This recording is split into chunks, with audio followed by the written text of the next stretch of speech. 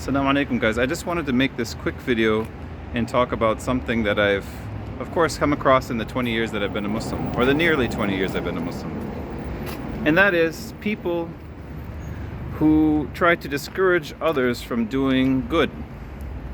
I mean, people from the Muslim community who discourage people from following or doing extra ibadah, from doing things that are praiseworthy. And also, there are people who, for whatever reason, will ask you a question about why you do something praiseworthy and then tell you, well, it's not required, why do you do it? I'm a Muslim and I don't do it. I find it bizarre and odd, because if you see somebody doing something good, I was always taught that you should say, like, MashaAllah, he's doing a good job, you know? Alhamdulillah, he's doing his witr prayer. Or alhamdulillah, he's dressing more modestly, for example. Now, there's kind of a trend, and I don't know what it is. They'll say, like, brother, what do you think about, or why do you have a beard? And I'll just answer, I have a beard because I'm Muslim. That's it. The topic isn't that. I wasn't talking about beards, and I was actually, it was just you could be in a discussion about English, for example, and they'll ask that. And then the response is, well, you don't need to have one, and I don't have one. It's not required. So I don't understand the line of reasoning. So what's your point, you know? Especially for me, I personally don't care how you look, you know? As long as you're covering your awrah, you're doing your best as a Muslim, adi, no problem. Live your life, you know? But for whatever reason, there are folks online that kind of do care, and I find it weird. I find it very strange. It kind of cuts against the grain of my culture.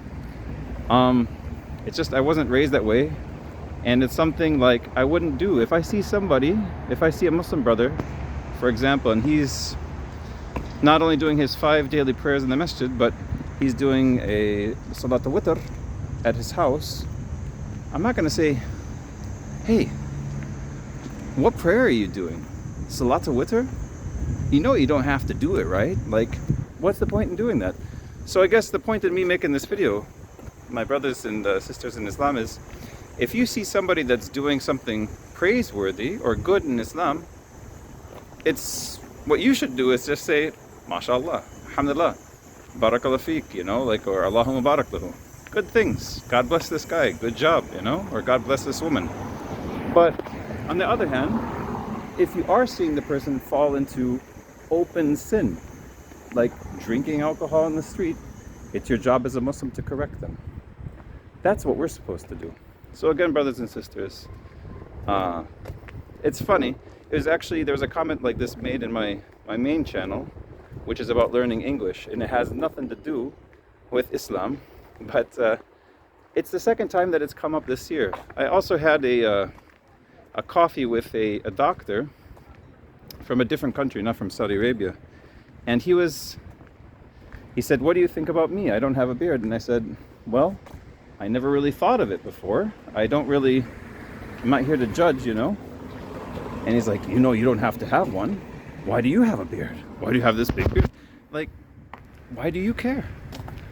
Where does that come from? I'm not sure. Like, I don't understand where that kind of reasoning comes from. If there's some kind of like inferiority complex attached to it, is there some kind of inadequacy attached to it? I'm not sure, and I'm not accusing, because I don't know what's in people's hearts, but it kind of feels that way.